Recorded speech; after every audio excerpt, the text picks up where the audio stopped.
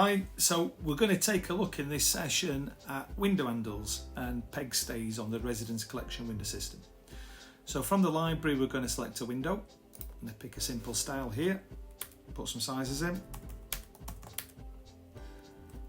choose our group, so we'll leave this as Residence 9 and we'll just pick some basic colours to get this thing going. So if we just scroll down to the bottom here, we've got the section Casement Handles.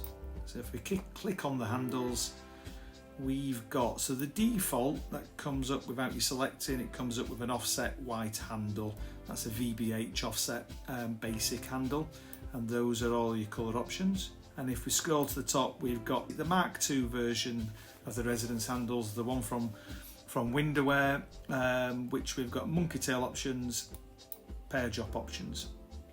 And then if we scroll down a little bit, we've got working stay sets and dummy stay sets. So most common one we do will be dummy stay sets. So a dummy stay works with a friction hinge. It's just a dummy stay, doesn't do anything, it's for decorative only, and it's combined with your window handle.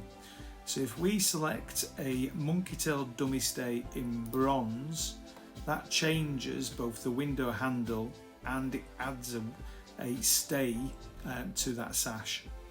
If you did want a working stay set, then the working stay set doesn't work with a friction hinge, and that needs to have a working butt hinge. So for this one we're going to go for a working stay in gold, and then we're under the casement hinges we're going to change those to a working butt hinge in white.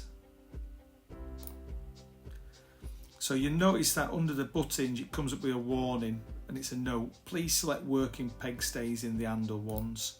And yeah, we've done that correctly, so we've got our working stay sets. We can change that one to the different colours, but that's it. So you've always got to make sure that there's a working butt hinge if it's a working stay.